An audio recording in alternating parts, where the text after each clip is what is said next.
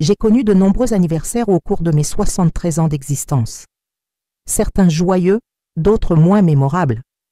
Mais aucun ne se compare à mon 70e anniversaire. Le jour où mes propres filles ont tenté de me tuer. Si vous commencez à écouter cette histoire maintenant, je vous prie de laisser un j'aime pour que davantage de personnes puissent découvrir ce témoignage. Peut-être pourrons-nous ainsi éviter que d'autres mères et pères ne subissent le genre de trahison que j'ai vécu. Je m'appelle Marguerite Dufresne. J'ai été professeure de français pendant 35 ans avant de prendre ma retraite. Veuve depuis 12 ans, mère de 2 filles, Isabelle et Sophie, et grand-mère de 3 merveilleux petits-enfants. Du moins, c'est ce que je croyais jusqu'à cette nuit fatidique. C'était un vendredi de septembre. Il avait plu tout l'après-midi, mais le ciel s'était dégagé au crépuscule, comme s'il préparait le décor pour la célébration.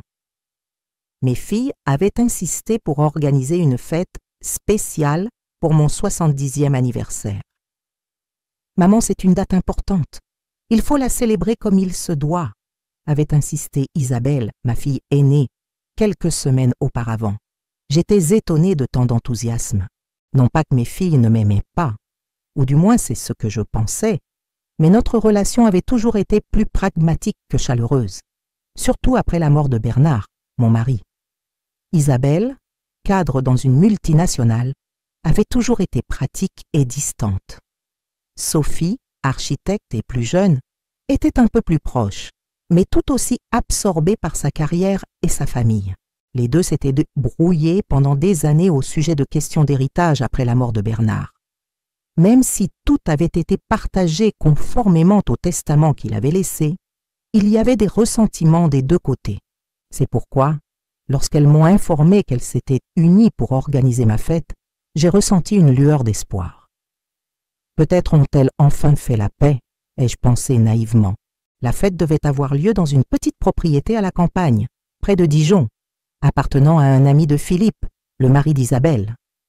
Un endroit tranquille, en pleine nature, parfait pour une célébration intime, avait décrit Sophie. Le jour venu, Sophie est venue me chercher chez moi. Elle portait une robe élégante et semblait vraiment enthousiaste. Dans la voiture, nous avons parlé de banalités, le temps, les petits-enfants, les rénovations de son appartement.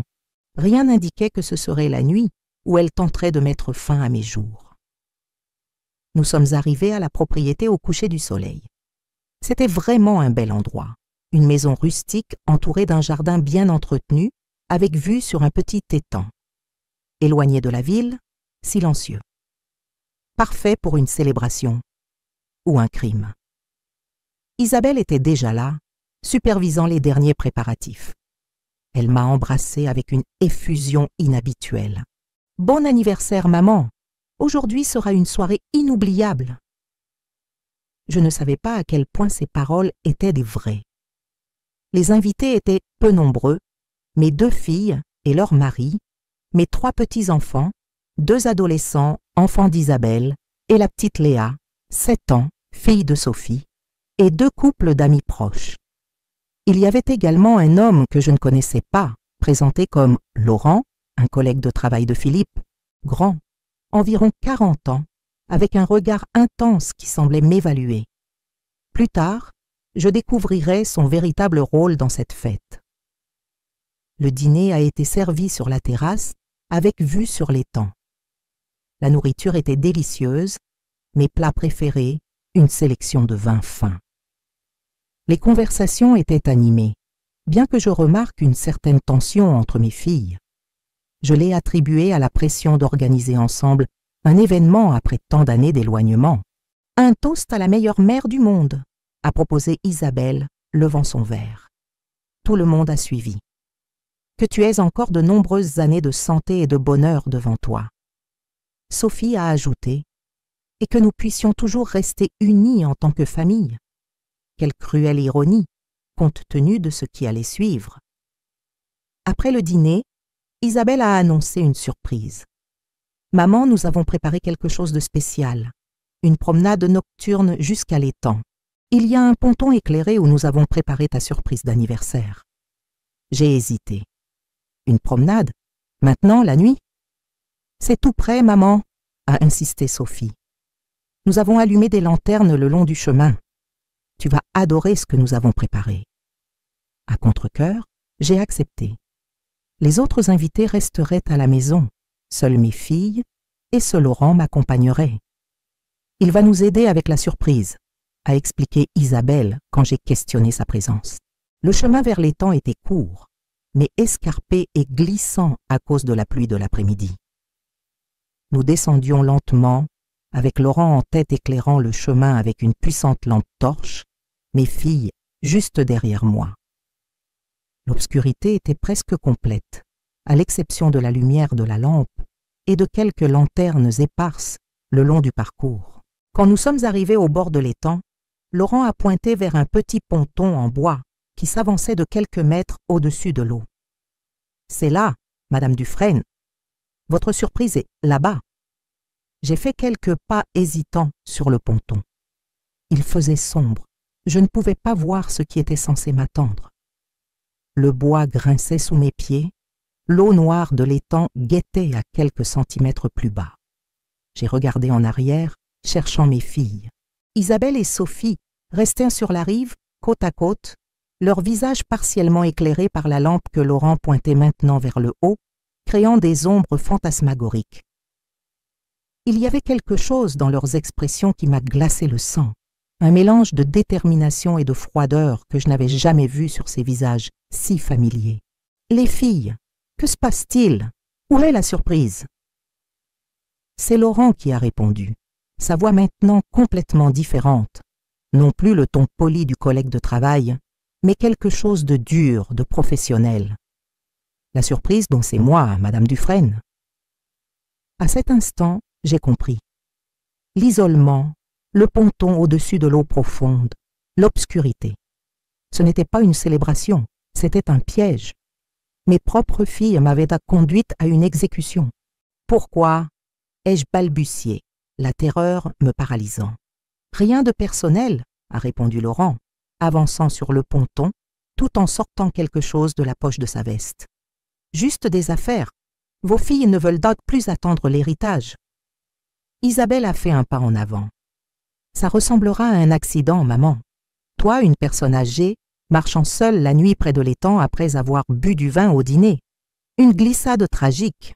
Personne ne soupçonnera quoi que ce soit, a complété Sophie, sa voix tremblant légèrement, trahissant une émotion que je n'ai pas pu identifier.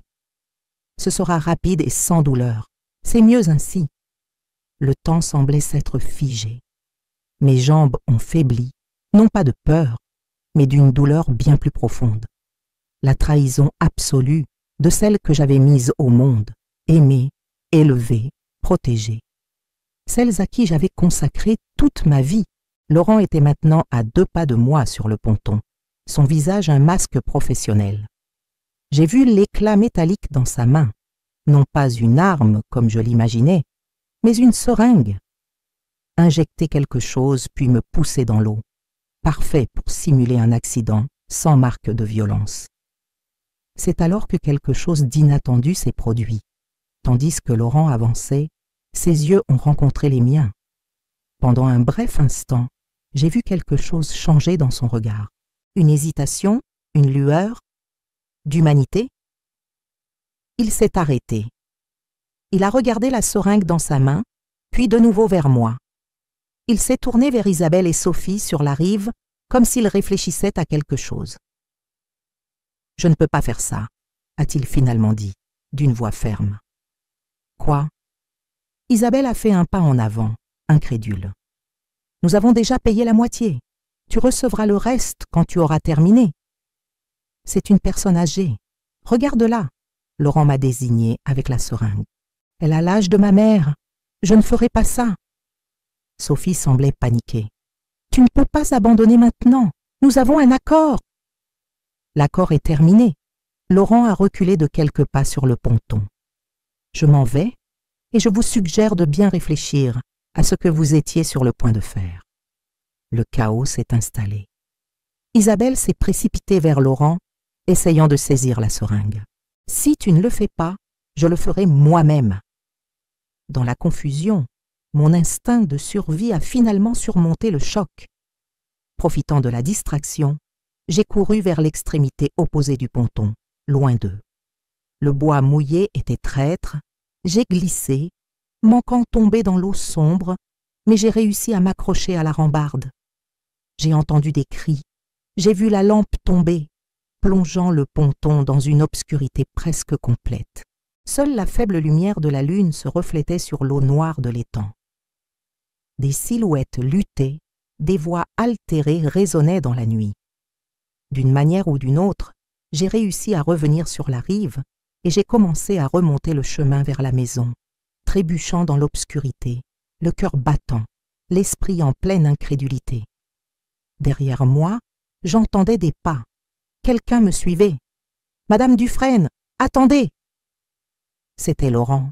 Je me suis figée, attendant le pire. Mais il a levé les mains en signe de paix. « Je ne vais pas vous faire de mal. C'est fini.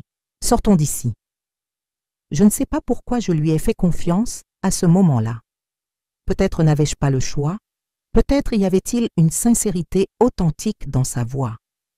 Je l'ai laissé me guider par un chemin alternatif qui contournait la maison, menant directement à la route où sa voiture était garée. « Où allons-nous » ai-je demandé quand il a ouvert la portière passager pour moi. « À la gendarmerie » a-t-il simplement répondu. « Nous allons terminer cela de la bonne manière. » Pendant le trajet jusqu'à la gendarmerie la plus proche, Laurent est resté silencieux pendant plusieurs minutes. Puis, comme s'il avait besoin de s'expliquer, il a commencé à parler. « Je n'ai jamais tué personne, Madame Dufresne. Je fais des travaux, disons, d'intimidation. J'effraie les gens, je récupère des dettes, ce genre de choses. Vos filles m'ont trouvé par l'intermédiaire d'un contact et m'ont offert beaucoup d'argent. Elles ont dit que c'était juste pour effrayer quelqu'un, mais quand je suis arrivée à la propriété, Isabelle m'a remis la seringue et m'a expliqué le véritable plan. « Et vous avez accepté ?» ai-je dit, la voix tremblante. « J'ai accepté, » a-t-il admis. « Jusqu'à ce que je vous voie, jusqu'à ce que j'entende comment elles parlèrent de vous, comme si vous étiez un objet, pas une mère. » Il a fait une pause. « Ma mère est morte il y a 2 ans. Elle avait aussi ses problèmes, ses défauts, mais c'était ma mère. » Nous sommes arrivés à la gendarmerie peu après. Ce qui s'est passé ensuite semblait surréaliste. Laurent avouant tout aux gendarmes stupéfaits, moi décrivant comment mes propres filles avaient planifié mon assassinat, les appels étant passés pour aller chercher Isabelle et Sophie à la propriété. Si cette histoire touche votre cœur, n'oubliez pas de laisser un « j'aime ». Cela aide à partager ce témoignage avec des personnes qui pourraient vivre des situations similaires en silence et vulnérabilité. Le témoignage de Laurent était détaillé et implacable. Il a décrit comment Isabelle l'avait initialement engagé, comment Sophie avait rejoint le plan par la suite, comment ils avaient discuté des détails pendant des semaines. Il a expliqué que la seringue contenait une dose létale d'insuline. Cela aurait provoqué une chute rapide de la glycémie. Elle se serait évanouie et serait tombée dans l'eau, ressemblant à un accident. Et comment le plan était soigneusement élaboré pour éviter les soupçons. Mais ce qui a vraiment choqué tout le monde à la gendarmerie, c'est quand Laurent a révélé le motif. Mes filles voulaient anticiper l'héritage pour régler d'énormes dettes qu'elles avaient toutes 2 accumulées. Elles m'ont montré des relevés bancaires, des hypothèques, des prêts, a expliqué Laurent aux enquêteurs. Elles sont toutes les 2 criblées de dettes. Isabelle a fait de mauvais investissements en bourse. Elle a presque tout perdu. Sophie a une addiction aux jeux en ligne qu'elle cache à son mari. Elles ont calculé qu'avec l'héritage et l'assurance vie, elles pourraient tout résoudre et il resterait encore de l'argent. Un lourd silence est tombé sur la salle quand il a terminé son récit. Les gendarmes me regardaient avec un mélange de compassion et d'incrédulité. L'un d'eux, plus âgé, s'est approché et a posé doucement sa main sur mon épaule. « En 30 ans de gendarmerie, je n'ai jamais vu quelque chose comme ça, » a-t-il dit. Une mère trahie par ses propres filles le jour de son anniversaire. C'est simplement inhumain. Inhumain. Le mot résonnait dans mon esprit. Comment mes filles, ces bébés que j'avais bercés, Ces enfants dont j'avais embrassé les genoux écorchés, ces jeunes femmes que j'avais aidées à devenir adultes, comment avaient-elles pu se transformer en personnes capables d'un acte aussi inhumain? J'ai passé la nuit à la gendarmerie, non pas comme suspecte, mais parce que les gendarmes étaient sincèrement préoccupés par ma sécurité et mon état émotionnel. Une psychologue a été appelée pour m'accompagner. Isabelle et Sophie ont été localisées et arrêtées à la propriété avec leur mari, qui jurait ne rien savoir du complot. Au matin, une gendarme m'a apporté un café et s'est assise avec moi. « Comment vous sentez-vous » ? Comme si j'étais morte à l'intérieur, ai-je répondu honnêtement. Une partie de moi aurait préféré qu'elle réussisse. « Ne dites pas cela, a-t-elle répondu doucement. Vous avez été épargné pour une raison. Vous avez encore beaucoup à vivre, beaucoup à accomplir dans ce monde. À ce moment-là, je ne l'ai pas cru. Mais le temps prouverait à quel point elle avait raison. Les jours qui ont suivi ont été un tourbillon. L'histoire a fuité dans la presse. Des filles engagent un tueur pour assassiner leur mère lors d'une fête d'anniversaire. Et des journalistes ont campé devant la maison de ma sœur, où j'avais trouvé refuge temporairement. Des amis appelaient, incrédules, des voisins se présentaient avec de la nourriture et leur soutien. Des inconnus envoyaient des lettres de solidarité. Isabelle et Sophie sont restées en détention, niant tout initialement, puis essayant de se rejeter la faute l'une sur l'autre, pour finalement avouer lorsqu'elles ont été confrontées aux preuves irréfutables. Philippe a immédiatement demandé le divorce. Le mari de Sophie est tombé dans une profonde dépression, inquiet de devoir expliquer à la petite Léa que sa mère avait tenté de tuer sa grand-mère. Au milieu de ce chaos, j'ai reçu une visite inattendue chez ma sœur. Laurent, accompagné d'un avocat et d'un enquêteur, venait compléter son témoignage avec de nouveaux détails dont il s'était souvenu. Après la partie formelle, il a demandé à me parler en privé. L'enquêteur l'a permis, restant à distance, mais vigilant. « Madame Dufresne, » a dit Laurent, semblant mal à l'aise, les mains agitées, « je voulais que vous sachiez que je suis sincèrement désolé d'avoir initialement accepté. Je sais que cela ne change rien, mais... Vous m'avez sauvé, à la fin, ai-je simplement répondu. Je ne me sens pas comme un héros. Un héros n'aurait même pas envisagé de faire ce que j'ai failli faire. » Il a hésité.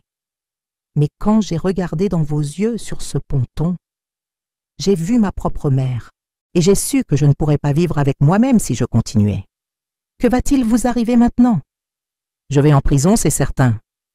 Mais le procureur tient compte de ma coopération et du fait que j'ai volontairement renoncé, peut-être une peine réduite. J'ai acquiescé, ne sachant pas exactement quoi ressentir envers cet homme, le tueur à gages, qui était devenu mon improbable sauveur. « Vous savez ce qui est le plus étrange ?» a-t-il poursuivi. « Pendant tout le temps que j'ai passé à la gendarmerie, les gendarmes m'ont mieux traité que vos filles. Ils pouvaient comprendre un homme en difficulté financière, acceptant un sale boulot, mais ils ne pouvaient pas comprendre des filles planifiant de tuer leur propre mère pour de l'argent. » Ces paroles ont profondément touché la plaie ouverte dans mon cœur. Le vieux gendarme avait raison. Il y avait quelque chose de fondamentalement inhumain dans la trahison que j'avais subie, quelque chose qui violait non seulement la loi, mais quelque chose de bien plus profond et sacré. 2 semaines plus tard, assise dans le salon de ma sœur, lisant les nouvelles sur l'affaire qui continuait de choquer le pays, j'ai pris une décision qui changerait complètement le cours de ma vie. Je ne serai pas seulement la victime de cette histoire. Je ne laisserai pas la trahison de mes filles définir le reste de mes jours. Cette gendarme avait raison. J'avais été épargnée pour une raison. Et je trouverais quelle était cette raison, même si cela me prenait le reste de ma vie. Le premier appel que j'ai passé était pour Marie, la psychologue qui m'avait accompagnée à la gendarmerie. Le deuxième était pour un avocat spécialisé dans les droits des personnes âgées. Le troisième, étonnamment, était pour le parquet, demandant à parler aux responsables de l'affaire de mes filles. Il était temps de transformer la pire trahison qu'une mère puisse subir en quelque chose qui pourrait, d'une façon ou d'une autre, aider d'autres personnes âgées, vulnérables comme moi. Ce que je ne savais pas, c'est que ce ne serait que le début d'un voyage qui me mènerait à des endroits que je n'aurais jamais imaginés et que ce que Laurent avait révélé à la gendarmerie n'était que la partie émergée de l'iceberg d'une conspiration bien plus vaste et choquante. La première révélation est venue 3 semaines après mon fatal anniversaire. Le procureur de l'affaire, maître Jean Moreau, a demandé une réunion urgente avec moi et mon avocat. Son expression grave lorsqu'il nous a reçus dans son bureau annonçait des nouvelles troublantes. « Madame Dufresne », a-t-il commencé après les salutations formelles, « pendant les enquêtes sur les finances de vos filles, nous avons découvert quelque chose que vous devez savoir. Il a ouvert un dossier plein de documents.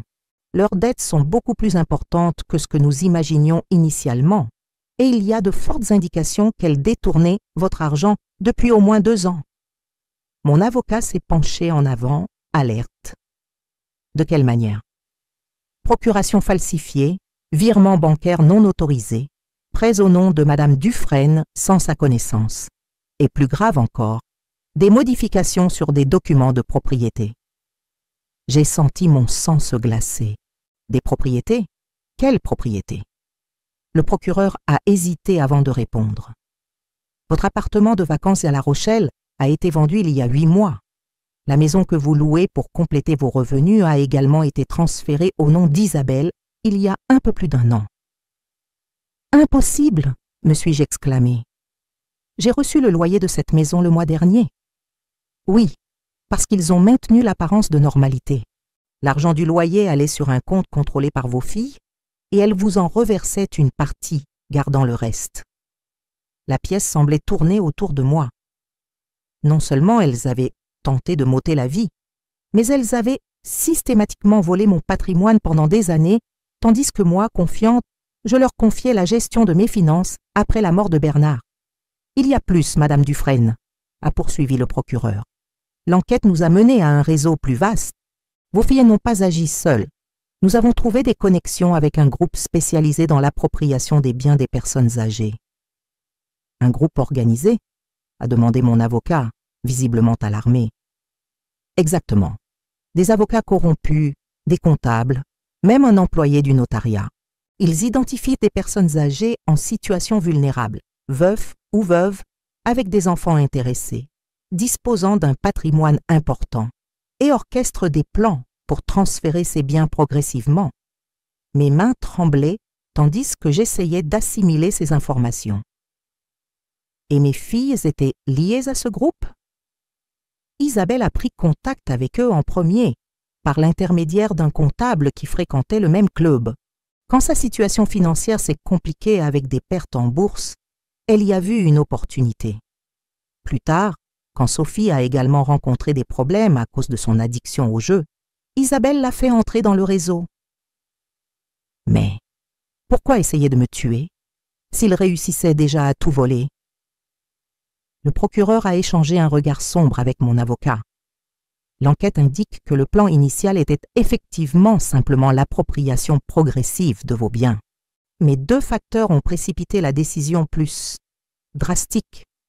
D'abord, vous avez récemment mentionné la consultation d'un autre avocat pour revoir vos investissements, ce qui aurait pu exposer le stratagème. Deuxièmement, et plus critique, votre assurance vie. Mon assurance.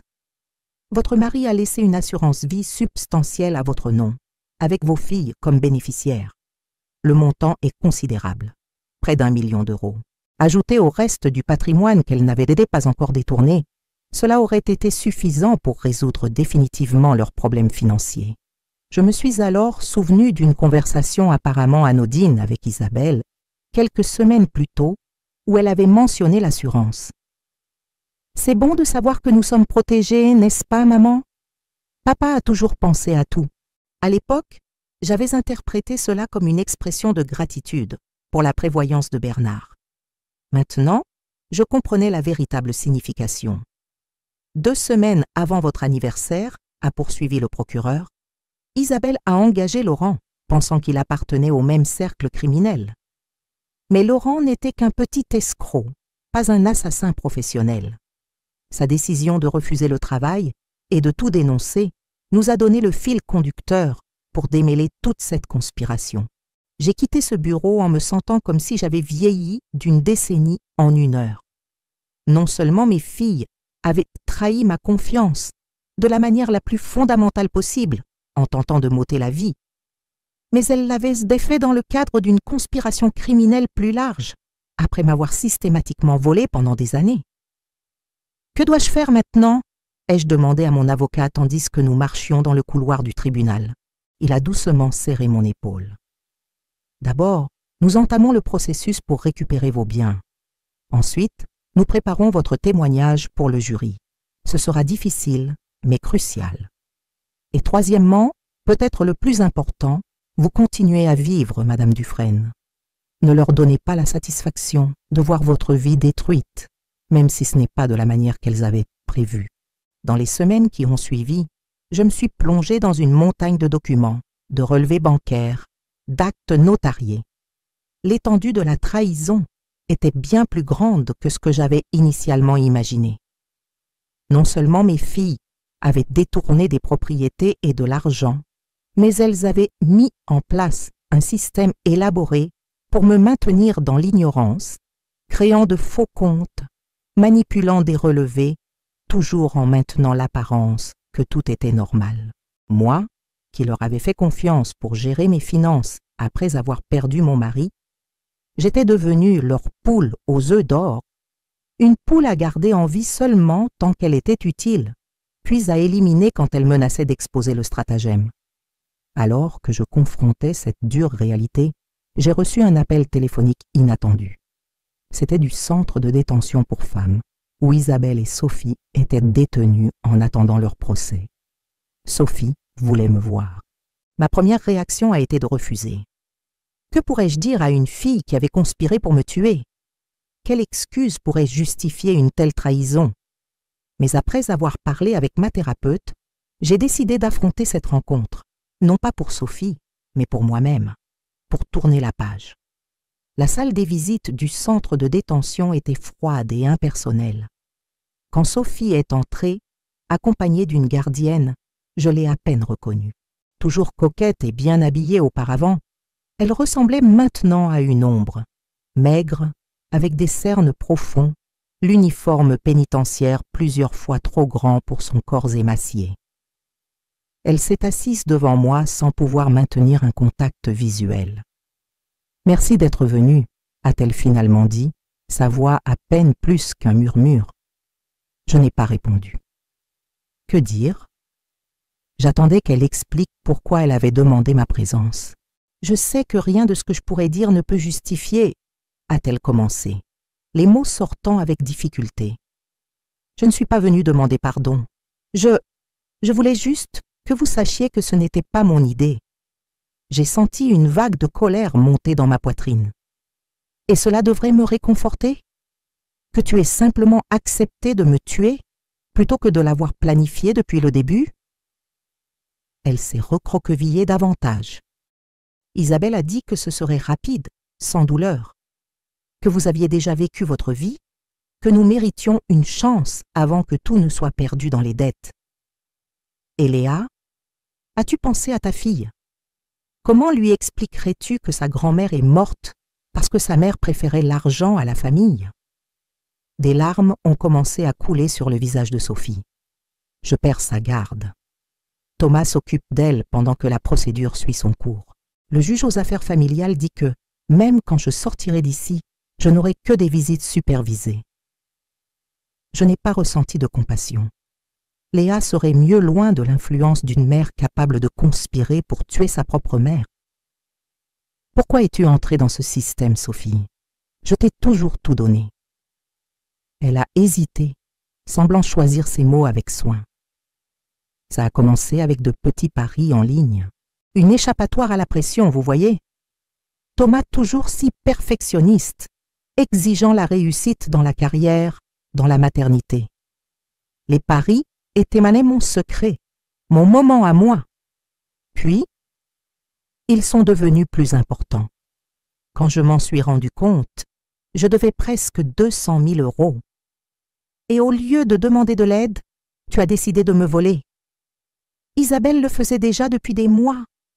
Elle a dit que c'était facile, que vous ne vous en rendriez jamais compte, que c'était notre droit, que nous hériterions de tout un jour de toute façon. Un lourd silence est tombé entre nous. La logique déformée qui avait conduit mes filles de ces petits détournements au projet de m'assassiner le jour de mon propre anniversaire m'était aussi étrangère que si elle venait d'une autre espèce. Isabelle est-elle en contact avec les autres?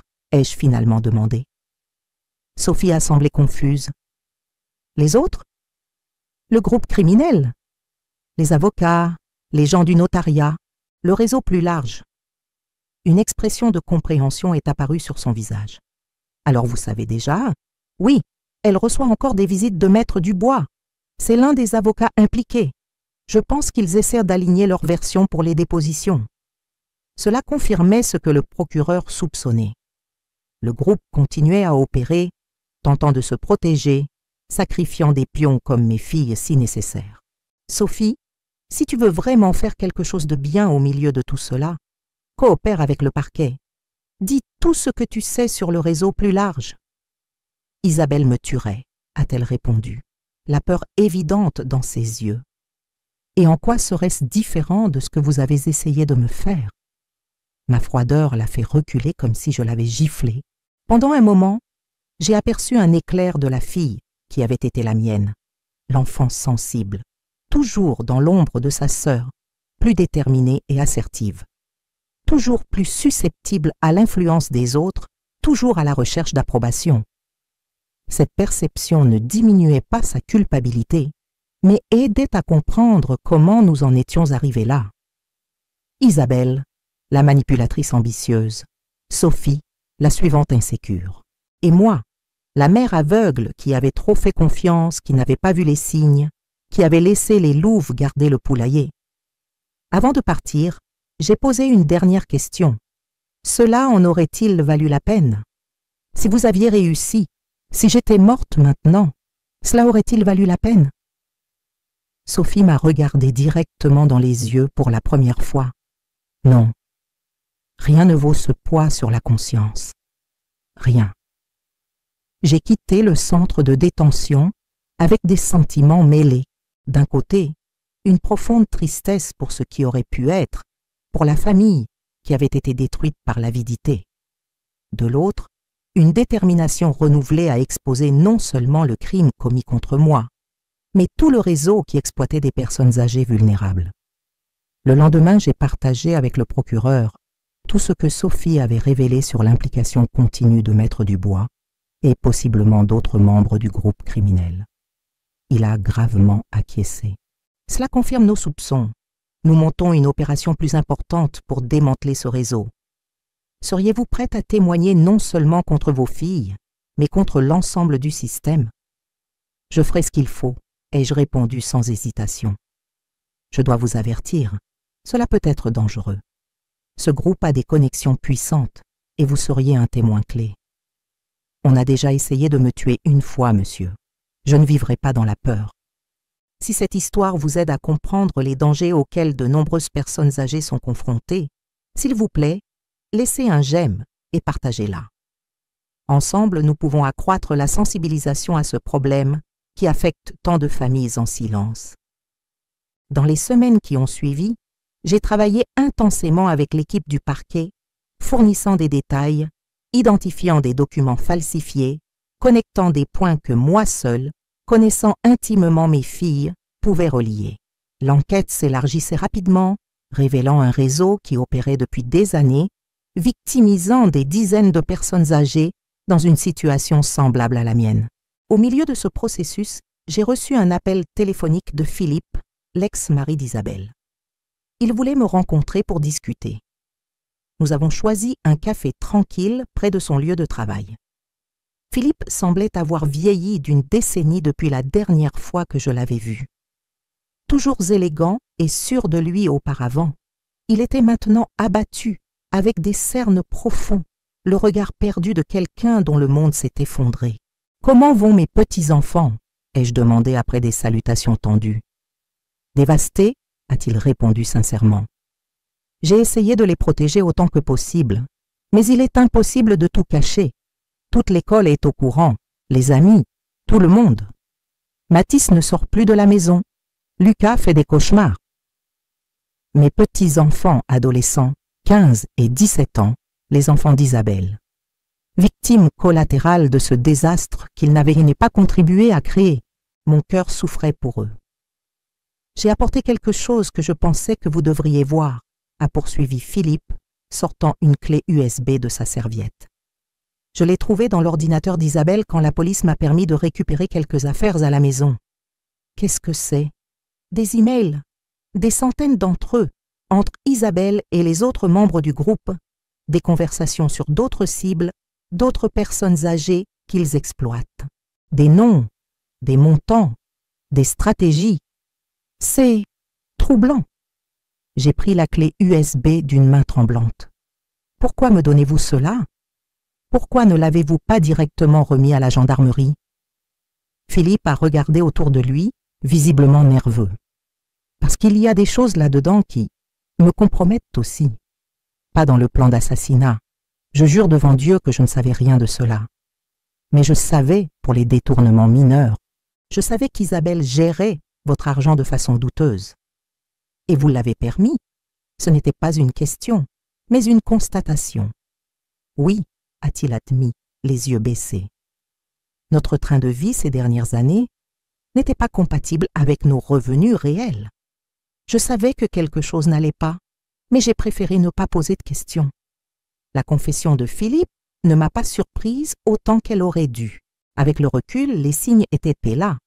Les voyages luxueux, la nouvelle voiture tous les 2 ans, la rénovation extravagante de la maison de vacances. Tout était incompatible avec son salaire de cadre et les revenus d'Isabelle comme consultante. « Que voulez-vous en échange ?» ai-je demandé, soulevant la clé USB. « L'immunité » a-t-il répondu directement. « Je vais coopérer pleinement, témoigner sur tout ce que je sais, mais j'ai besoin de garanties que je ne perdrai pas mes enfants aussi. Ils sont déjà sans mère. Ils ne peuvent pas se retrouver sans père. » J'ai compris sa position.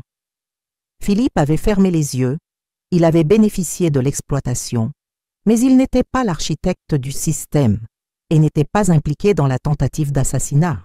Et ses enfants, mes petits-enfants, souffraient déjà suffisamment. Je parlerai au procureur, ai-je accepté.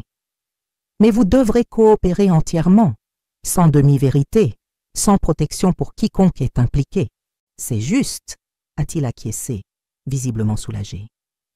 Sur le chemin du retour, j'ai réfléchi à la façon dont cette tragédie continuait de se dérouler en couches de plus en plus larges et troublantes. Ce qui avait commencé comme une trahison familiale personnelle se révélait maintenant faire partie d'une conspiration criminelle systématique contre les personnes âgées. Et moi, qui me voyais auparavant uniquement comme une victime, je devenais maintenant un élément central du démantèlement de ce réseau. Ce soir-là, après avoir remis la clé USB au procureur et expliqué la situation avec Philippe, je me suis assise seule dans mon appartement, une location temporaire, pendant que je luttais pour récupérer mes propriétés. La solitude était palpable. Pour la première fois depuis ce fatal anniversaire, je me suis permis de pleurer sans retenue. J'ai pleuré non seulement pour la trahison, non seulement pour le patrimoine perdu ou le danger que j'avais affronté. J'ai pleuré pour la famille que je n'aurais plus jamais, pour les petits-enfants qui grandiraient marqués par ce traumatisme, pour les décennies de souvenirs désormais entachés par la révélation du véritable caractère de mes filles. Le lendemain matin, déterminée à ne pas me laisser aller au désespoir, j'ai fait quelque chose que j'avais reporté pendant des semaines. J'ai visité la tombe de Bernard. Le cimetière était paisible en cette matinée d'automne, les feuilles mortes formant des tapis colorés le long des allées. Assise près de la simple pierre tombale de mon mari, je me suis confiée comme s'il pouvait m'entendre. Je lui ai tout raconté, la trahison, la tentative d'assassinat, les enquêtes en cours, ma détermination à aller de l'avant malgré tout. « Qu'avons-nous fait de mal en les élevant, Bernard ?» ai-je demandé au vent. « À quel moment avons-nous perdu nos filles à cause de l'avidité ?» Évidemment, il n'y eut pas de réponse. Seulement le silence respectueux du cimetière et le bruissement occasionnel des feuilles dans le vent. Mais d'une certaine façon, ce moment de communion silencieuse avec la mémoire de mon mari m'a apporté une clarté qui m'avait échappé jusqu'alors. Nos filles avaient fait des choix terribles, impardonnables. Mais cela n'effaçait pas les décennies d'amour que Bernard et moi leur avions données. Cela n'invalidait pas les valeurs que nous avions essayé de leur inculquer, les sacrifices que nous avions faits, la famille que nous avions essayé de construire. À un moment donné, elles avaient choisi un chemin différent, et maintenant, nous en vivions toutes les conséquences. J'ai quitté le cimetière avec une résolution renouvelée. Je ne permettrai pas à cette tragédie de me définir comme une victime pour le reste de ma vie.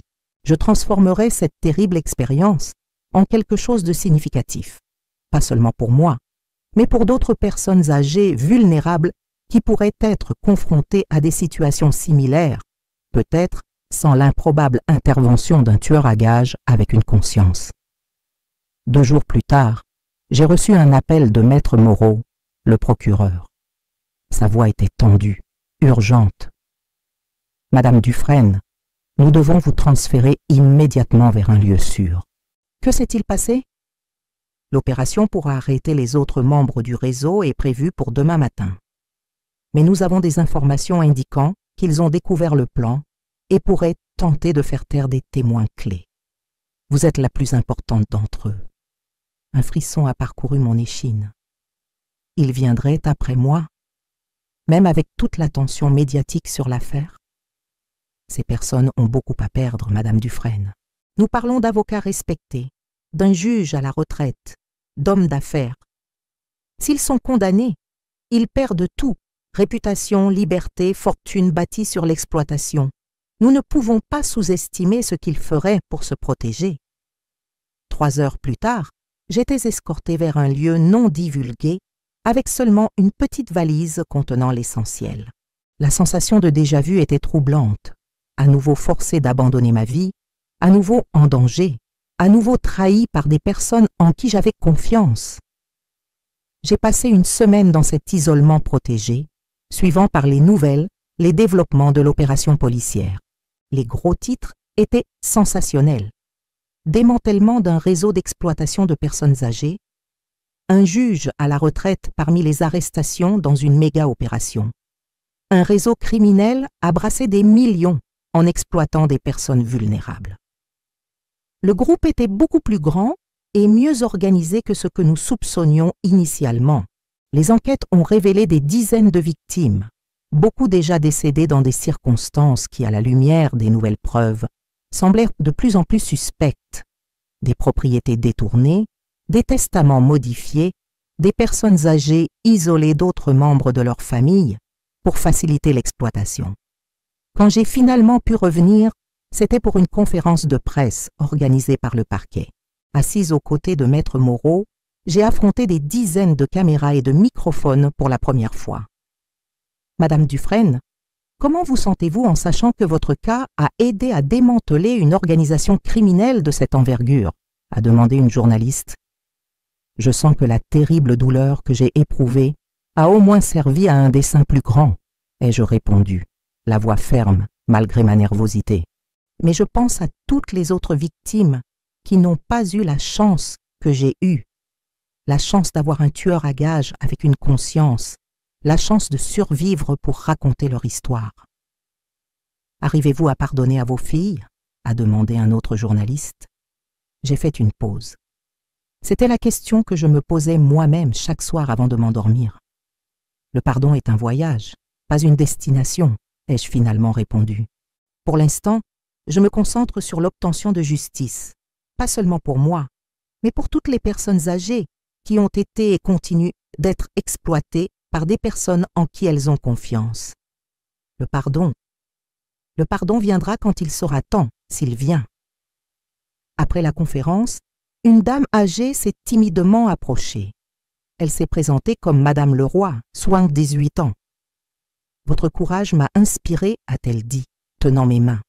Après avoir vu votre histoire à la télévision, j'ai réalisé que mon neveu faisait quelque chose de similaire avec moi. De petits détournements de ma pension, des documents qu'il me faisait signer sans explication claire. Elle a continué, expliquant comment elle avait confronté son neveu et cherché une aide juridique. Sans vous, j'aurais continué à être exploité sans m'en rendre compte, peut-être même pire. Cette rencontre a été la première de nombreuses. Dans les mois qui ont suivi, alors que l'affaire contre mes filles et leurs complices progressait dans le système judiciaire, j'ai reçu d'innombrables messages de personnes âgées qui, inspirées par la médiatisation de mon cas, avaient identifié des situations abusives et cherché de l'aide. J'ai réalisé que j'avais trouvé un nouveau but: utiliser ma douloureuse expérience pour sensibiliser d'autres personnes âgées au danger de l'exploitation financière, particulièrement quand elle vient de personnes proches, de confiance. Avec l'aide de maîtres moraux et d'associations pour le troisième âge, j'ai commencé à donner des conférences dans des centres communautaires, des maisons de retraite et des associations de retraités. Je partageais mon histoire, les signaux d'alarme que j'avais ignorés, les mesures de protection que tous devraient envisager. L'âge avancé ne signifie pas perte d'autonomie, insistais-je toujours. Ne remettez jamais complètement le contrôle de vos finances, même à des enfants ou petits-enfants aimés. Restez informés, cherchez un second avis pour les décisions importantes. Ne signez jamais de documents sans en comprendre pleinement le contenu. Le procès de mes filles et des autres membres de l'organisation criminelle était prévu dans 2 mois. Ce serait un processus long et éprouvant où je devrais à nouveau faire face à celle qui avait planifié ma mort, entendre les détails sordides de l'exploitation systématique que j'avais subie, revivre le traumatisme de cette nuit au bord de l'étang. Mais quelque chose avait changé en moi. Je n'étais plus seulement la mère trahie, la personne âgée exploitée. J'étais une survivante avec une voix, une militante avec un objectif, une femme qui, à 73 ans, avait trouvé une nouvelle mission dans la vie. Et puis, une semaine avant le début du procès, j'ai reçu un appel qui allait tout changer à nouveau. C'était Maître Moreau, avec une urgence dans la voix que je n'avais jamais entendue auparavant. « Madame Dufresne, Isabelle veut faire des aveux en échange d'une réduction de peine. Elle dit avoir des informations explosives sur le réseau, des noms de politiciens impliqués, des connexions internationales et... » Il a fait une pause dramatique. Des preuves que d'autres personnes âgées n'ont pas eu la même chance que vous, que certains assassinats ont réussi et ont été déguisés en mort naturelle. J'ai senti un frisson parcourir mon échine. L'horreur de la conspiration était encore plus grande que ce que nous avions imaginé. « Que veut-elle en échange ?» ai-je demandé, anticipant déjà la réponse. « Une réduction de peine, évidemment, mais aussi, elle veut vous parler avant. Elle insiste sur le fait qu'il y a quelque chose que vous seul devez savoir. » J'ai hésité. L'idée d'affronter Isabelle à nouveau, d'entendre ses justifications, de regarder dans les yeux la fille qui avait froidement planifié ma mort, c'était presque insupportable. « C'est votre décision, Madame Dufresne, » a poursuivi le procureur. Mais ce qu'elle sait pourrait être crucial pour rendre justice à d'autres victimes qui n'ont pas survécu pour raconter leur histoire. Si vous suivez cette histoire jusqu'ici, s'il vous plaît, continuez à regarder jusqu'à la fin. Il y a encore des révélations importantes qui pourraient sauver des vies.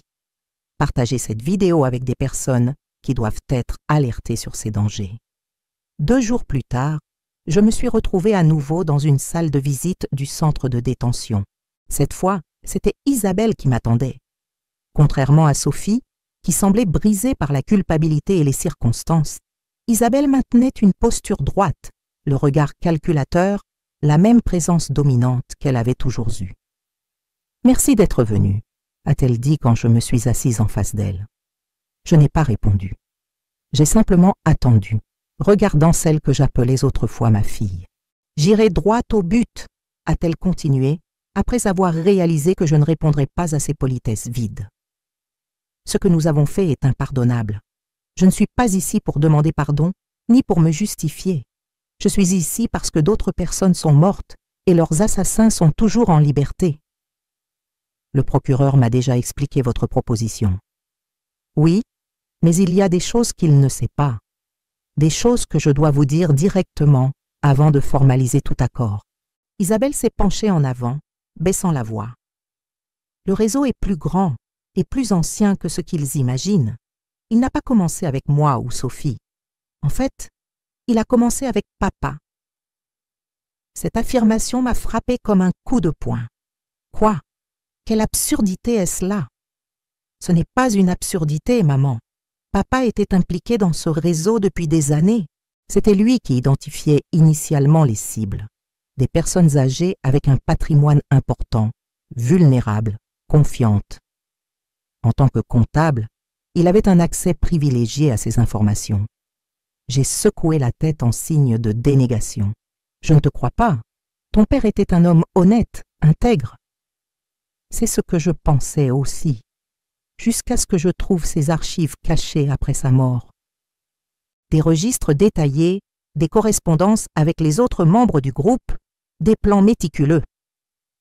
Si c'était vrai, pourquoi ne m'as-tu rien dit à l'époque? Isabelle a fait un sourire amer.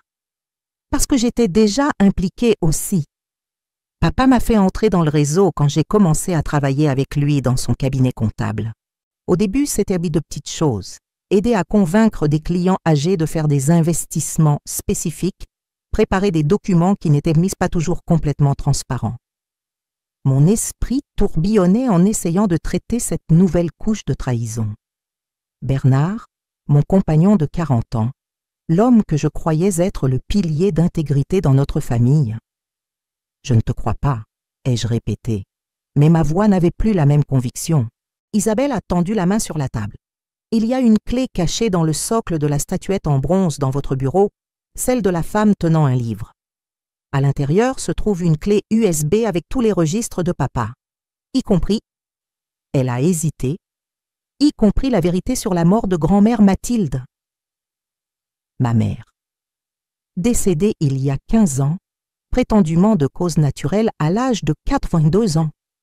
Qu'insinues-tu? Ai-je demandé, sentant mon sang se glacer dans mes veines. Grand-mère a découvert les stratagèmes de papa. Elle a menacé de le dénoncer. Il ne pouvait pas permettre cela. Le monde semblait s'effondrer autour de moi. C'était trop à assimiler. Non seulement mes filles avaient trahi ma confiance, mais mon propre mari aurait été l'architecte original de ce réseau d'exploitation et de crimes. Et pire encore, aurait-il été responsable de la mort de ma mère? Pourquoi me racontes-tu cela maintenant? Ai-je réussi à demander, luttant contre la nausée qui montait dans ma gorge. Parce que vous méritez de connaître toute la vérité avant que cela ne sorte dans les témoignages. Et parce que... Isabelle a hésité, montrant pour la première fois quelque chose proche d'une émotion sincère. Parce que malgré tout, vous êtes ma mère. Et je pense que, d'une façon tordue, j'essaie de vous protéger maintenant, même s'il est trop tard. J'ai quitté cette rencontre en sentant que le sol avait été arraché sous mes pieds. Les révélations d'Isabelle étaient trop dévastatrices pour être assimilées d'un seul coup. Si elles étaient vraies, et une partie de moi refusait encore de le croire, cela signifiait que toute ma vie d'adulte avait été construite sur des mensonges, que l'homme que j'avais aimé pendant 4 décennies n'était pas celui que je pensais, que la mort de ma mère n'avait pas été naturelle. Ce soir-là, les mains tremblantes, je suis allée dans le bureau que je maintenais dans mon appartement temporaire. La statuette en bronze, l'une des rares possessions personnelles que j'avais emportées avec moi, était sur le bureau. Une pièce élégante représentant une femme tenant un livre ouvert, cadeau de Bernard pour notre 20e anniversaire de mariage. J'ai retourné la pièce, examinant sa base. Elle semblait solide, sans ouvertures apparentes. Mais en appuyant sur certains points, j'ai repéré un mécanisme caché. Avec un léger clic, un compartiment secret s'est ouvert, révélant une petite clé. Je suis restée à regarder cette clé pendant des minutes, paralysée par l'implication de son existence. Isabelle n'avait pas menti à ce sujet, ce qui signifiait qu'elle ne mentait peut-être pas sur le reste. La clé appartenait à un petit coffre-fort que nous gardions dans l'armoire encastrée, où nous conservions des documents importants. Après la mort de Bernard, je ne l'avais jamais rouvert, supposant qu'il ne contenait que des papiers dont j'avais déjà des copies ailleurs. Le coffre était toujours là. La clé s'insérait parfaitement. À l'intérieur, j'ai trouvé une clé USB et une enveloppe scellée portant mon nom écrit dans la calligraphie inconfondable de Bernard. Je me suis assise sur le lit, la clé USB dans une main, l'enveloppe dans l'autre, le cœur battant dans ma poitrine. Quelle vérité étais-je sur le point de découvrir? Quel secret mon mari avait-il emporté dans sa tombe? J'ai décidé d'ouvrir d'abord l'enveloppe. À l'intérieur, une lettre datée de 3 semaines avant sa crise cardiaque fatale. Ma chère Marguerite, si tu lis ceci, cela signifie que tu as découvert mon secret ou que quelqu'un te l'a révélé. Dans les 2 cas, je te dois la vérité que j'ai lâchement cachée pendant toutes ces années que nous avons partagées. Je ne suis pas l'homme que tu pensais que j'étais.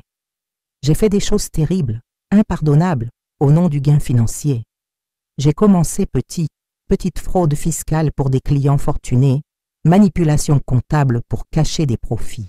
Avec le temps, j'ai trouvé d'autres personnes comme moi, des professionnels respectables avec une face cachée, prêts à franchir des lignes éthiques pour de l'argent. Ensemble, nous avons développé un système pour identifier et exploiter des personnes âgées vulnérables. Au début, je t'ai gardé complètement à l'écart. Tu étais trop bonne, trop honnête pour être complice de telles actions. Mais j'ai ensuite commis l'erreur qui me hante plus que toutes les autres. J'ai fait entrer Isabelle dans le système. Elle était jeune, ambitieuse, impressionnable. J'ai vu en elle le même talent pour les chiffres que j'avais, la même froideur analytique. Je pensais lui offrir un avantage, un raccourci vers le succès financier. Je n'ai pas réalisé que je corrompais notre fille, plantant les graines qui un jour se retourneraient contre toi. La seule personne vraiment innocente dans cette famille. J'ai fait une pause dans ma lecture, les larmes brouillant ma vision. La confession de Bernard confirmait les paroles d'Isabelle. J'ai continué, chaque ligne comme un coup de poignard. Quant à ta mère, ma chère belle-mère Mathilde, je porte ce fardeau tous les jours. Elle a accidentellement découvert des documents qu'elle n'aurait pas dû voir.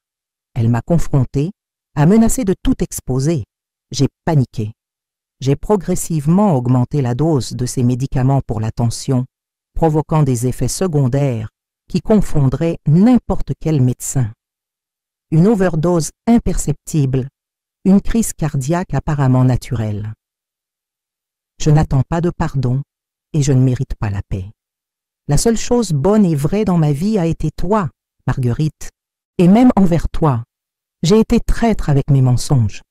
Si un jour tu découvres la vérité, j'espère que tu trouveras la force d'aller de l'avant, d'être meilleur que je ne l'ai été. Avec amour, malgré tout, Bernard. J'ai laissé tomber la lettre sur le sol, mon corps secoué par des sanglots incontrôlables. C'était vrai. Tout était vrai. L'homme que j'avais considéré comme mon compagnon de vie, mon havre de paix, avait été un criminel. Il avait tué ma mère. Il avait introduit notre fille dans le monde de l'exploitation et de l'avidité sans scrupules. Et maintenant, le cycle s'était refermé de manière tragique. Les filles tentant de tuer leur mère, tout comme le père avait tué la grand-mère, un héritage monstrueux de trahison et d'avidité. Je ne pouvais plus supporter davantage. J'ai couru aux toilettes et vomi violemment, comme si j'essayais d'expulser des décennies de mensonges et d'illusions. Puis, j'ai glissé sur le sol, serrant mes genoux contre ma poitrine, me balançant d'avant en arrière comme une enfant effrayée. Je ne sais pas combien de temps je suis restée là, perdue dans un abîme de douleur et de trahison. Cela aurait pu être 1 heure ou toute la nuit. Quand je me suis finalement levée, j'étais épuisée mais étrangement lucide. J'ai lavé mon visage, regardé dans le miroir, et j'ai à peine reconnu la femme aux yeux gonflés et à l'expression durcie qui me regardait. Je remercie ceux qui continuent à suivre cette histoire douloureuse. Votre soutien signifie beaucoup. Si vous le pouvez, laissez votre commentaire sur la façon dont nous pouvons mieux protéger nos aînés de situations comme celle-ci. Votre opinion est précieuse dans cette lutte qui est maintenant devenue ma mission de vie. La décision était prise. Je ne permettrai pas qu'une autre victime souffre ce que ma mère et moi avions souffert. J'insérerai la clé USB dans l'ordinateur, documenterai tout et apporterai les preuves directement à Maître Moreau. Non seulement pour assurer la condamnation de mes filles et de leurs complices, mais pour résoudre d'anciens crimes, peut-être même rouvrir le dossier de la mort de ma mère. Avant que je puisse le faire, cependant, la sonnette retentit. Il était presque minuit. Personne ne me rendait visite à cette heure. Je me suis approché prudemment de la porte. « Qui est-ce » ai-je demandé sans ouvrir. « Laurent, Madame Dufresne. Je dois vous parler de toute urgence. » Laurent, le tueur à gages qui avait refusé de me tuer et avait fini par me sauver. Que faisait-il ici, à cette heure? Comment avez-vous trouvé mon adresse? Je pensais que vous étiez en prison. Liberté conditionnelle en raison de ma coopération. S'il vous plaît, c'est important. J'ai hésité. Depuis l'incident à l'étang, Laurent s'était montré repentant et coopératif. C'est sa décision d'abandonner le crime et de tout dénoncer qui avait sauvé ma vie. Néanmoins, la prudence m'a poussé à regarder par le Judas avant de déverrouiller la porte. Il semblait agité, nerveux, regardant à plusieurs reprises par-dessus son épaule, comme s'il craignait d'être suivi. Puis-je entrer? Il n'est pas sûr de parler ici dehors. Je l'ai laissé entrer, maintenant une distance de sécurité. Qu'est-ce qui est si urgent? Ils ont découvert qu'Isabelle va tout révéler. Ils prévoient de l'arrêter, définitivement. Qui? Comment le savez-vous? J'ai été contacté par un intermédiaire, quelqu'un qui a travaillé avec moi auparavant. Ils ont offert de l'argent pour résoudre le problème. Isabelle en sait trop. Elle est un risque pour tout le groupe. J'ai senti mon sang se glacer. Vous avez accepté? Bien sûr que non. J'ai déjà assez de problèmes. Et quoi qu'Isabelle ait fait, elle ne mérite pas de mourir comme ça. J'ai dû m'asseoir. L'ironie était absurde. Je m'inquiétais pour la sécurité de la fille qui avait tenté de me tuer. J'ai déjà informé la police, a poursuivi Laurent. Il renforce la sécurité au centre de détention. Mais je pensais que vous deviez le savoir aussi. Le groupe est puissant. Il a des contacts à l'intérieur du système. Si quelque chose arrive à Isabelle avant qu'elle ne témoigne formellement, il a laissé la phrase inachevée, mais l'implication était claire. Sans le témoignage d'Isabelle, de nombreux criminels puissants échapperaient à la justice. D'anciennes victimes resteraient sans reconnaissance. La vérité sur la mort de ma mère pourrait rester enterrée. Que puis-je faire? Ai-je demandé, l'esprit en ébullition. L'audience pour formaliser sa déposition est prévue dans 3 jours. Si nous pouvons la garder en sécurité jusque-là. Laurent a hésité. Désolé de vous impliquer ainsi, Madame Dufresne. Mais j'ai pensé que vous méritiez de savoir, après tout ce que vous avez traversé.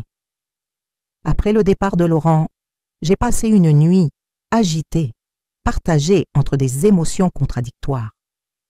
D'un côté, Isabelle avait conspiré pour me tuer, m'avait systématiquement volé pendant des années.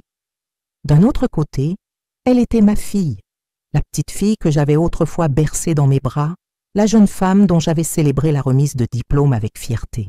Et maintenant, elle était en danger précisément parce qu'elle avait décidé de faire ce qui était juste, même tardivement, même si elle était en partie motivée par son propre intérêt dans la réduction de sa peine.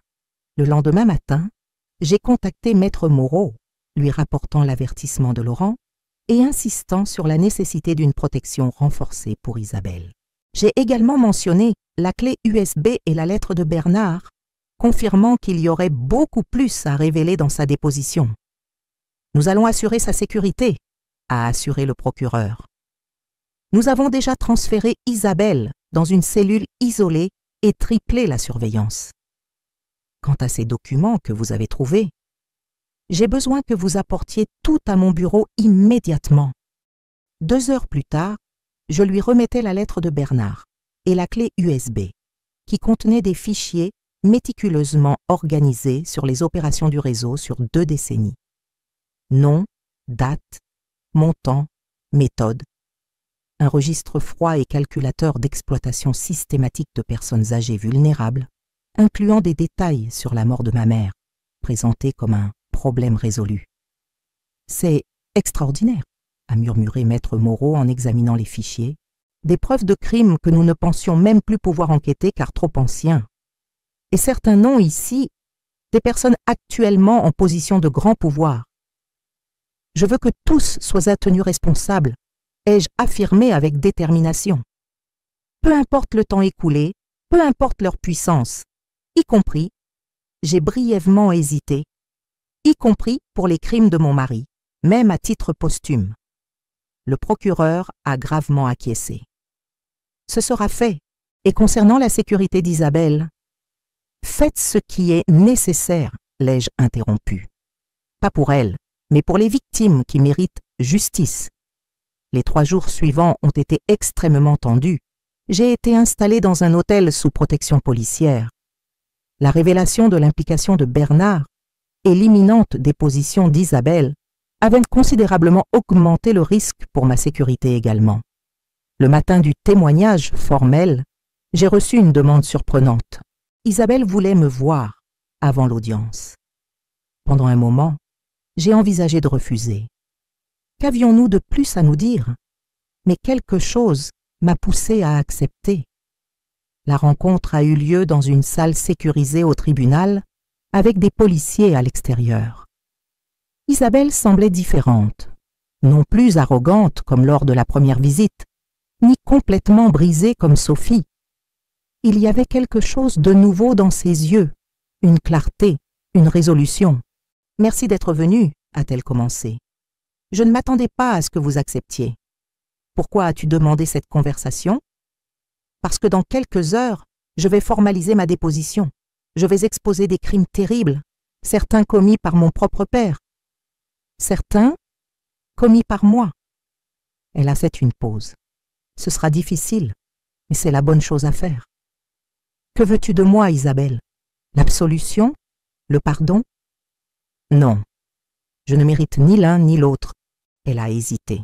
« Je voulais juste que vous sachiez que, malgré tout, j'ai appris quelque chose de vous en fin de compte. » « Quoi? » « Le courage moral, la volonté de faire ce qui est juste, même quand cela coûte cher. Vous auriez pu vous cacher après ce que nous avons fait, vous auriez pu abandonner. Au lieu de cela, vous avez affronté tout et tous pour garantir que justice soit faite. » Ces paroles m'ont prise au dépourvu. C'était la dernière chose que je m'attendais à entendre d'Isabelle. « Je sais que vous ne me pardonnerez probablement jamais, » a-t-elle poursuivi. « Et je comprends. Ce que nous avons fait est impardonnable, mais je voulais que vous sachiez que, même après tout cela, je vous vois toujours comme un exemple et que je ferai tout mon possible pour garantir que justice soit rendue, pour vous, pour grand-mère Mathilde, pour toutes les victimes. » J'ai regardé cette femme, ma fille, ma presque assassine, maintenant une informatrice sur le point de faire tomber une puissante organisation criminelle. Et j'ai ressenti quelque chose d'inattendu. Pas le pardon, pas la réconciliation, mais une certaine reconnaissance. Que même dans les âmes les plus corrompues par l'avidité et l'ambition, il peut encore exister une étincelle de rédemption. « Fais ce qui est juste, Isabelle, » ai-je finalement répondu. « Pas pour moi ou pour toi, mais parce que c'est juste. » Elle a acquiescé, les yeux humides. Ce fut l'adieu le plus honnête que nous avions partagé depuis des années. L'audience pour la négociation de peine a duré plus de 5 heures.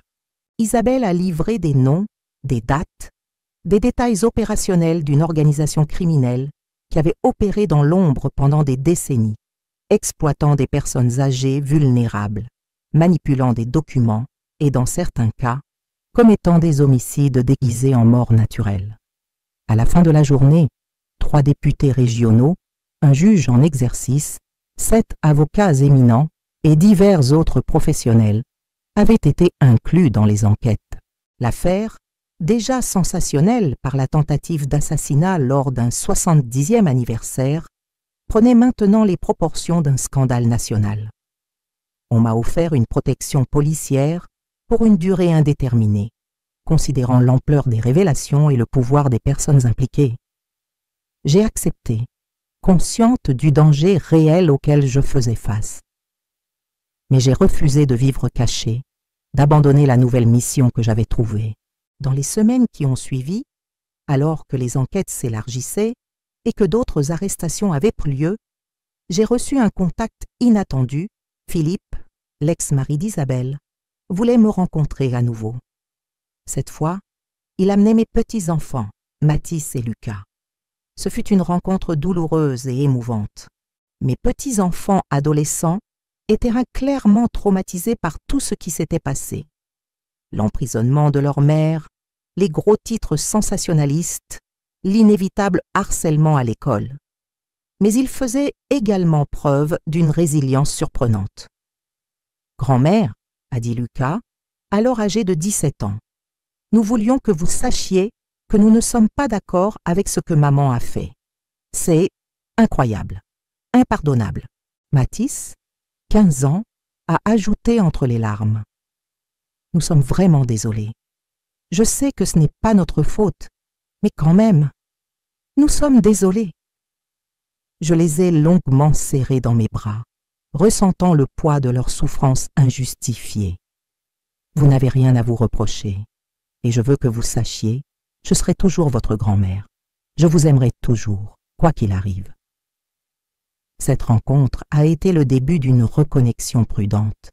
Philippe avait été officiellement innocenté de toute implication dans le plan d'assassinat, bien qu'il ait reçu une sanction mineure pour sa connaissance des détournements financiers.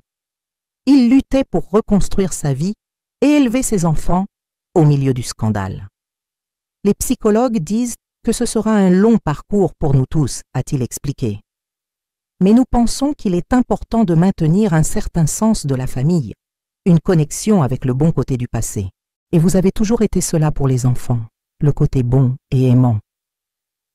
L'idée que je pourrais encore jouer un rôle positif dans la vie de mes petits-enfants était comme un rayon d'espoir au milieu des ténèbres qu'était devenue mon histoire familiale.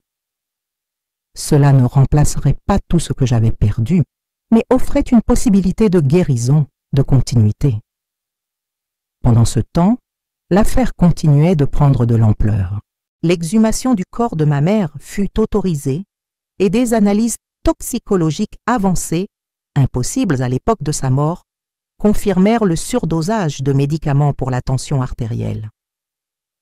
Après 15 ans, l'assassinat de Mathilde fut officiellement reconnu, même si son auteur ne pouvait plus être puni de son vivant.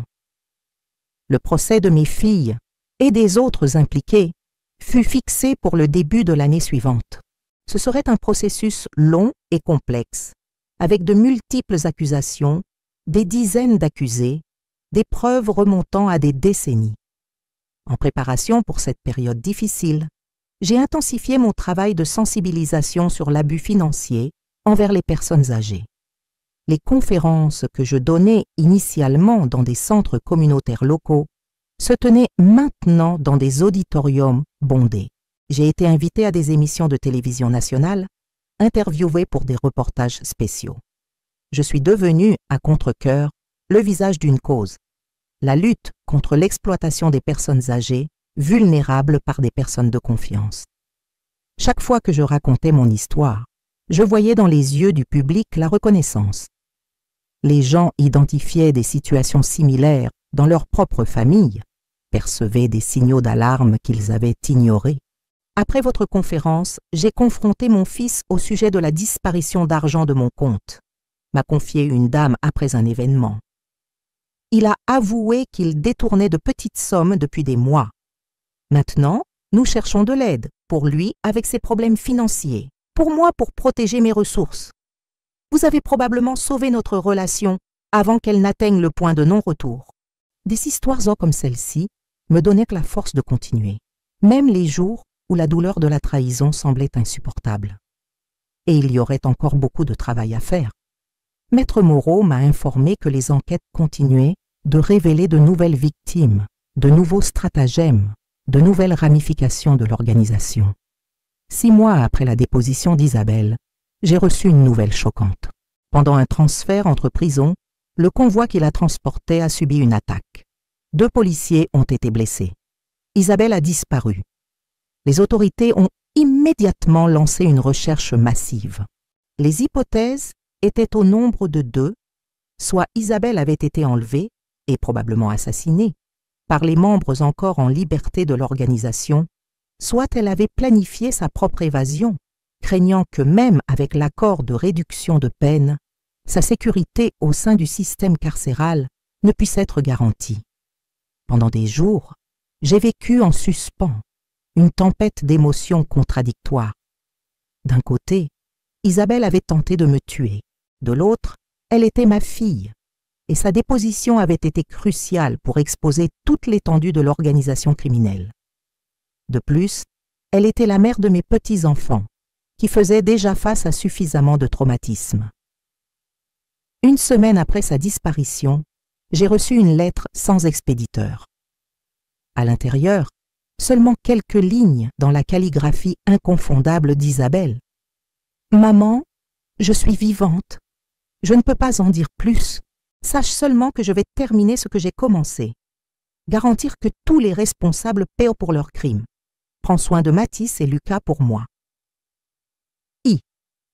J'ai montré la lettre à Maître Moreau, qui a confirmé son authenticité par analyse graphologique. Cela suggère qu'elle s'est enfuie de son propre chef, a expliqué le procureur. Elle craint probablement des représailles au sein du système carcéral, ou peut-être a-t-elle des informations qu'elle n'a pas encore partagées officiellement. Que se passe-t-il maintenant? Nous continuons les recherches, évidemment. Isabelle est une fugitive, même avec l'accord de réduction de peine. Mais entre nous, il a baissé la voix.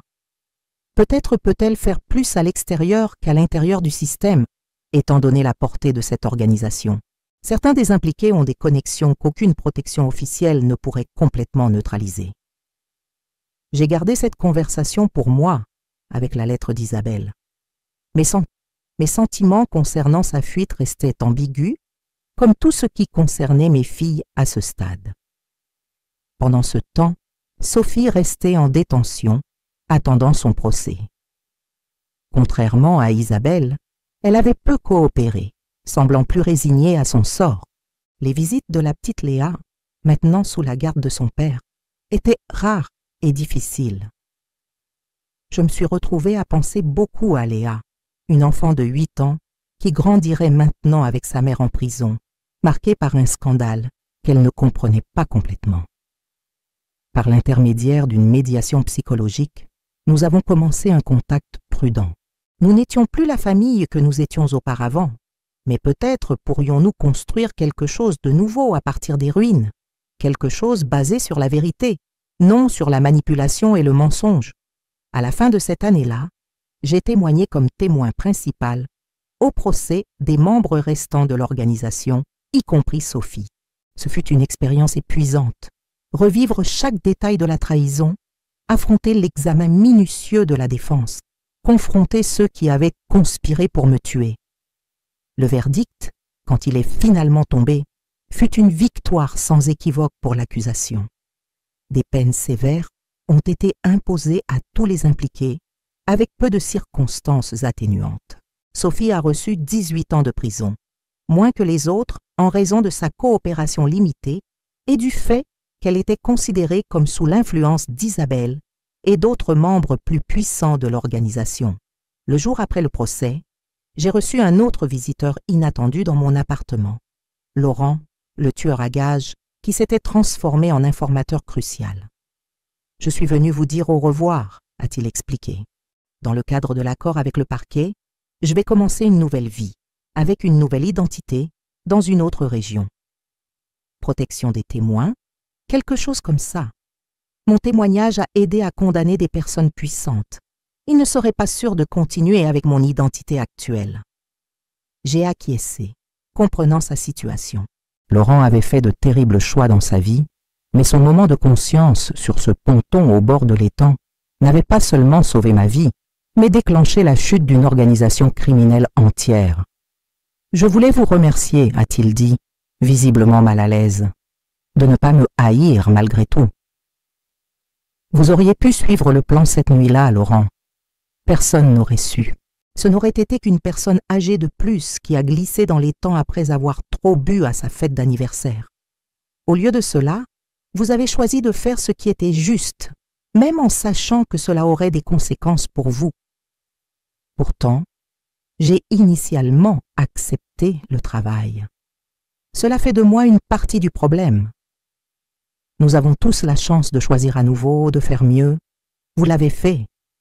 Et maintenant, vous avez une chance de recommencer. Il a souri tristement. Vous êtes une personne extraordinaire, Madame Dufresne. J'espère que vous trouverez une certaine paix après tout cela. Après son départ, je me suis assise sur le balcon de mon nouvel appartement, un endroit modeste mais confortable, acheté avec une partie de l'argent récupéré après le démantèlement du réseau. Le soleil se couchait sur la ville, peignant le ciel de teintes orangées. La paix. C'est ce que tout le monde semblait souhaiter pour moi maintenant. La paix après la tempête, la paix après la trahison, la paix après les révélations choquantes qui avaient détruit mes perceptions sur ma propre famille. Mais j'ai réalisé que je ne cherchais pas exactement la paix, du moins pas encore. Je cherchais un but, et je l'avais trouvé dans la lutte pour protéger d'autres personnes âgées, dans la tentative de transformer ma tragédie personnelle en un catalyseur de changement. Le téléphone a sonné, interrompant mes réflexions. C'était Philippe, sa voix tendue. Votre présence ici signifie beaucoup. Si cette histoire aide à sensibiliser aux dangers auxquels les personnes âgées sont confrontées, s'il vous plaît, laissez un j'aime et partagez-la avec ceux qui doivent être alertés. Continuez à suivre pour découvrir le dénouement de ce parcours extraordinaire. Madame Dufresne, nous venons de recevoir des nouvelles. Isabelle a été localisée. Mon cœur a bondi. Où? Comment va-t-elle? En Suisse. Et Philippe a hésité, sa voix tremblant légèrement. Elle n'est plus en vie. Le monde semblait se figer autour de moi. Pendant plusieurs secondes, je n'ai pas pu respirer. Je n'ai pas pu formuler de mots. Isabelle, ma fille aînée, la petite fille aux tresses dorées qui courait autrefois dans mes bras, la jeune femme brillante dont j'étais si fière, la femme qui avait tenté de me tuer, était morte. Comment? C'est tout ce que j'ai pu demander. Ils ont trouvé son corps dans un appartement à Genève. Apparemment, elle vivait sous une fausse identité. La police suisse soupçonne un assassinat. Quelqu'un l'a définitivement réduite au silence. Les implications étaient d'eau claire. Des membres encore non identifiés de l'organisation criminelle avaient finalement atteint Isabelle, réalisant la menace dont Laurent m'avait averti des mois auparavant. Même en fuite, même cachée dans un autre pays, elle n'était pas en sécurité. Et il y avait autre chose, a poursuivi Philippe après une pause. Une clé USB adressée aux autorités françaises. Elle était fortement cryptée, mais ils ont réussi à y accéder. Elle contient des noms, des dates, des comptes bancaires internationaux. Isabelle a apparemment continué son enquête même en fuite. J'ai fermé les yeux, essayant de traiter ces informations. Jusqu'à la fin, Isabelle était restée fidèle à sa promesse. S'assurer que tous les impliqués paient pour leurs crimes, même si cela lui avait finalement coûté la vie. Les garçons sont-ils déjà au courant? Ai-je demandé, pensant à mes petits-enfants. Pas encore. Je voulais vous parler d'abord, que nous décidions ensemble de la meilleure façon de leur annoncer. Dans les heures qui ont suivi, Philippe et moi avons élaboré un plan pour donner la nouvelle de la manière la moins traumatisante possible à Mathis et Lucas. Nous avons convenu que je serais présente, que nous soulignerions que, malgré tout, Isabelle tentait de corriger ses erreurs quand elle était morte. Nous ne mentirions pas sur les crimes qu'elle avait commis, mais nous ne nierions pas non plus les efforts qu'elle avait faits pour exposer la vérité à la fin. La rencontre avec mes petits-enfants fut l'une des expériences les plus douloureuses de ma vie. Voir le choc, la douleur, la confusion sur leurs jeunes visages, une couche supplémentaire de traumatisme sur ce qu'ils avaient déjà enduré. Je les ai fermement serrés dans mes bras pendant qu'ils pleuraient, promettant qu'ils resteraient toujours unis, qu'ils étaient encore une famille, même si elle avait été redessinée par le destin et par les terribles choix des autres. Dans les semaines qui ont suivi, les informations sur la clé USB d'Isabelle ont déclenché une nouvelle vague d'enquêtes et d'arrestations. Des comptes à l'étranger ont été gelés, des propriétés confisquées, davantage de membres de l'organisation identifiés, certains à des postes si élevés qu'ils ont choqué l'opinion publique. Votre fille est morte en faisant ce qui était juste, a dit Maître Moreau lors d'une réunion pour discuter des nouveaux développements. Les informations qu'elle a recueillies nous permettront de récupérer des millions détournés de personnes âgées, exploitées au fil des décennies. Des familles qui ignoraient même que leurs proches étaient dos des victimes obtiendront enfin justice. C'était une petite consolation mais réelle. Isabelle avait vécu comme une prédatrice et était morte comme une informatrice. Elle avait causé des dommages terribles et à la fin avait tenté de les réparer partiellement. Une vie complexe, contradictoire, comme tant d'autres. Le corps d'Isabelle a été rapatrié et après un débat familial intense, nous avons opté pour des funérailles discrètes. Seulement moi, Philippe, les garçons et étonnamment Sophie, qui avait reçu une permission spéciale pour y assister, escortée par des agents pénitentiaires. C'était la première fois que je voyais Sophie depuis le procès. Plus mince, avec le regard distant de quelqu'un qui vit sous surveillance constante, elle s'est tenue à l'écart des autres pendant presque toute la cérémonie. Ce n'est qu'à la fin, alors que tout le monde partait déjà, qu'elle s'est approchée de moi avec hésitation. Elle a essayé de m'avertir, a dit Sophie à voix basse. Isabelle m'a envoyé un message en prison, disant qu'elle suivait des pistes importantes et que je devrais coopérer pleinement avec les autorités si je voulais une chance de rédemption. Et tu as coopéré? Pas comme je l'aurais dû. J'avais peur.